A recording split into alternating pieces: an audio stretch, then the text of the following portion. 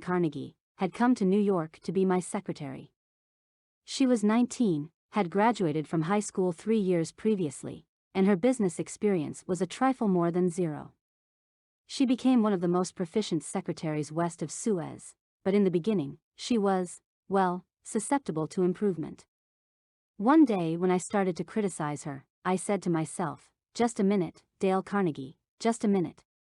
You are twice as old as Josephine. You have had 10,000 times as much business experience. How can you possibly expect her to have your viewpoint, your judgment, your initiative, mediocre though they may be? And just a minute, Dale, what were you doing at 19? Remember the asinine mistakes and blunders you made? Remember the time you did this and that?" After thinking the matter over, honestly and impartially, I concluded that Josephine's batting average at 19 was better than mine had been, and that, I'm sorry to confess, isn't paying Josephine much of a compliment. So after that, when I wanted to call Josephine's attention to a mistake, I used to begin by saying, "You have made a mistake, Josephine, but the Lord knows, it's no worse than many I have made. You were not born with judgment. That comes only with experience, and you are better than I was at your age. I have been guilty of so many stupid, silly things myself, I have very little inclination to criticize you or anyone. But don't you think it would have been wiser if you had done so and so? It isn't nearly so difficult to listen to a recital of your faults if the person criticizing begins by humbly admitting that he, too, is far from impeccable." E.G. Dillistone, an engineer in Brandon, Manitoba, Canada, was having problems with his new secretary. Letters he dictated were coming to his desk for signature with 2 or 3 spelling mistakes per page. Mr. Dillistone reported how he handled this. "Like many engineers, I have not been noted for my excellent English or spelling. For years I have kept a little black thumb index book for words I had trouble spelling. When it became apparent that merely pointing out the errors was not going to cause my secretary to do more proofreading and dictionary work, I resolved to take another approach. When the next letter came to my attention that had errors in it, I sat down with the typist and said, Somehow this word doesn't look right. It's one of the words I always have had trouble with. That's the reason I started this spelling book of mine." I opened the book to the appropriate page. Yes, here it is. I'm very conscious of my spelling now because people do judge us by our letters and misspellings make us look less professional. I don't know whether she copied my system or not, but since that conversation, her frequency of spelling errors has been significantly reduced. The polished Prince Bernhard von Bülow learned the sharp necessity of doing this back in 1909. Von Bülow was then the imperial chancellor of Germany, and on the throne sat Wilhelm II, Wilhelm, the haughty, Wilhelm, the arrogant, Wilhelm, the last of the German Kaisers, building an army and navy that he boasted could whip their weight in wildcats.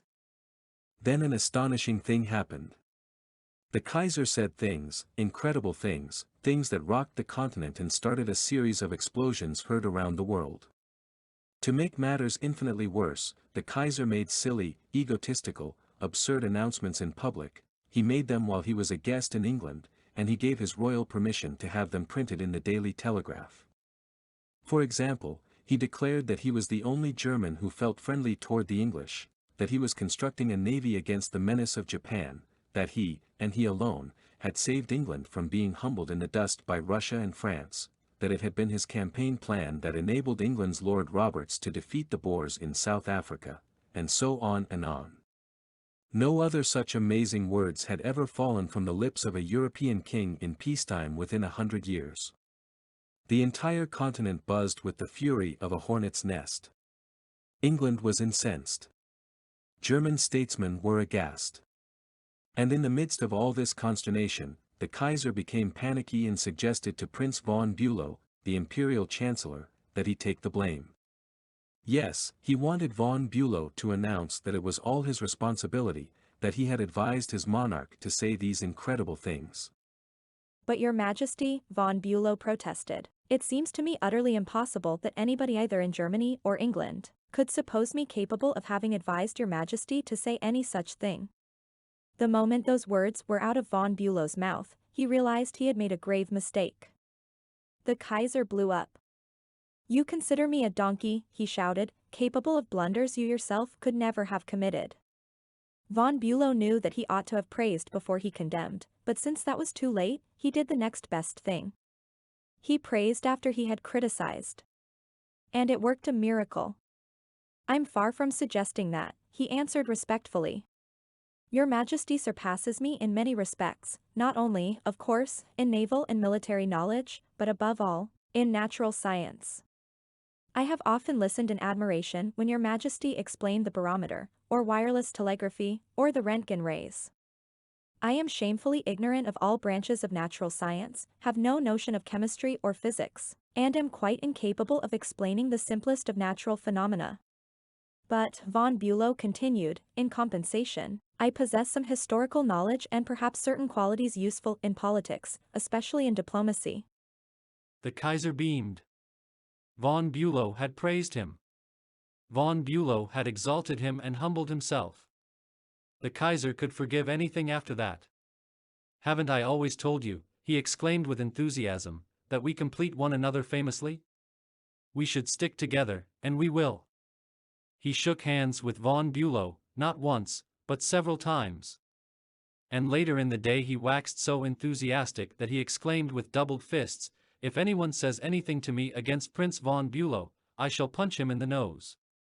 Von Bülow saved himself in time, but, canny diplomat that he was, he nevertheless had made one error.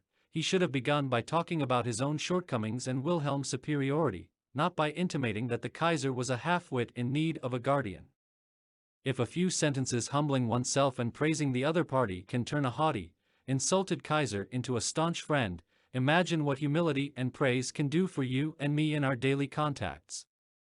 Rightfully used, they will work veritable miracles in human relations. Admitting one's own mistakes, even when one hasn't corrected them, can help convince somebody to change his behavior. This was illustrated more recently by Clarence Zerhusen of Timonium, Maryland, when he discovered his 15-year-old son was experimenting with cigarettes. Naturally, I didn't want David to smoke, Mr. Zerhusen told us, but his mother and I smoked cigarettes. We were giving him a bad example all the time. I explained to Dave how I started smoking at about his age and how the nicotine had gotten the best of me, and now it was nearly impossible for me to stop. I reminded him how irritating my cough was and how he had been after me to give up cigarettes not many years before. I didn't exhort him to stop or make threats or warn him about their dangers. All I did was point out how I was hooked on cigarettes and what it had meant to me. He thought about it for a while and decided he wouldn't smoke until he had graduated from high school. As the years went by, David never did start smoking and has no intention of ever doing so. As a result of that conversation, I made the decision to stop smoking cigarettes myself, and with the support of my family, I have succeeded. A good leader follows this principle. Principle 3: talk about your own mistakes before criticizing the other person.